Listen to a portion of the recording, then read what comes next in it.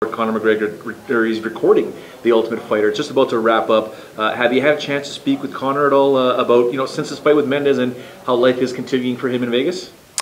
Yeah, it was it was a little bit strange, the timing of it. I thought so at the time anyway, that he fought Saturday night and he started filming Wednesday, so it wasn't exactly a long turnaround. But he's really enjoying the experience. He's in there with Faber, and I guess at the start there would have been a bit of tension, but that's kind of all gone now. It's just kind of making the most of it and making it's fun. He said there's going to be some good scenes to watch in the show, so I wouldn't be big into watching The Ultimate Fighter generally, but it's going to be hard not to watch it now to see what goes on. Have you, since you've known Conor for forever, have you gone numb to some of the stuff that he says, or are there times where you're like, oh no, he didn't really just say that, did he? It's funny. Maybe it's an Irish thing. We have having the crack. That's and it's just not that unusual for us to kind of like make fun of each other like this. And Irish guys, you kind of get quick-witted fast because people are going to make fun of you, so you learn how to make fun of them back really quickly. And I guess Conor's the first one of those type of guys that's made it to a very high level. So the spotlight's on him.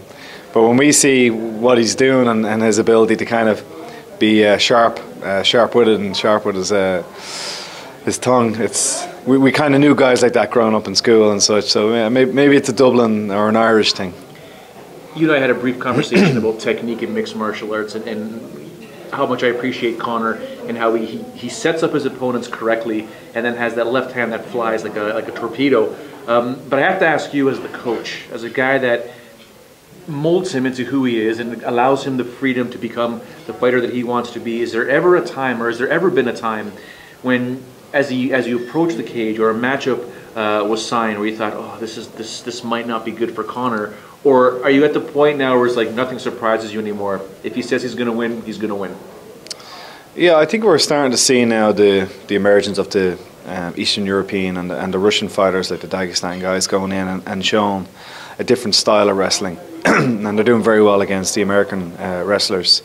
Maybe 5 years ago or so, before those guys are in, it was you had the likes of Dan Hardy and maybe even Bisping that got very close, and then might have been stifled by a wrestler.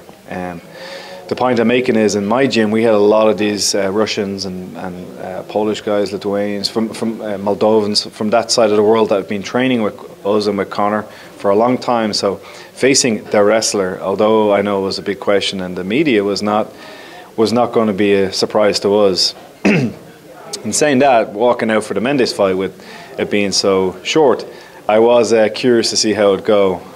I wasn't surprised at the few takedowns that were hit. If you're going to be facing someone at that level and you're shocked that you're taken down, well, that's actually what induces the panic. That's what makes you tired. But if that's just part of the game and you're not so worried, once you understand that the general flow of the fight is going the right way. But yeah, that fight was interesting. As a fan, I was looking forward to seeing it, and now we have hopefully the Aldo fight to look forward to.